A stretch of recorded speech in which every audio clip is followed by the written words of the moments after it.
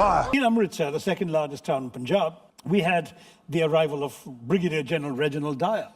And he got there and he proclaimed that people couldn't gather in groups of more than 5 and so on and so forth. But he completely failed to notice that this was the Punjabi Spring Festival of Baisakhi. And in a walled garden called Jallianwala Bagh, a large number of men, women and children had gathered to commemorate the festival, completely unarmed. He arrives there with a bunch of soldiers. He doesn't ask them what they're doing there and why they're there. He doesn't even take a look at who they are. He doesn't fire a warning shot. He just orders his soldiers to shoot into the bodies of the unarmed, wailing, soon stampeding men, women and children. And as they try to flee this garden, this walled garden, there's only one gate, one exit.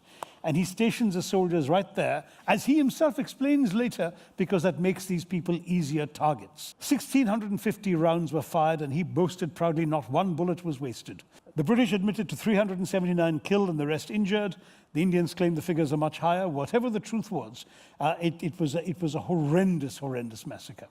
At the end of it, he bars the gate shut and doesn't allow even the relatives of the dead, the dying and the wounded to tend to their dear ones. They are forced to lie for 24 hours in the hot April sun, many of whom die because of that.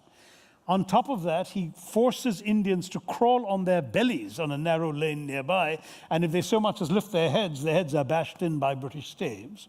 At the end of all of this, of course, there is outrage. The House of Commons condemns him. The House of Lords promptly passes a resolution praising him for what he had done. And the British take out a collection to reward him. And they raised the equivalent of £250,000 in today's money, which is presented to him with a bejeweled sword. And that flatulent voice of Victorian imperialism, Rudyard Kipling, hails him as the man who saved India.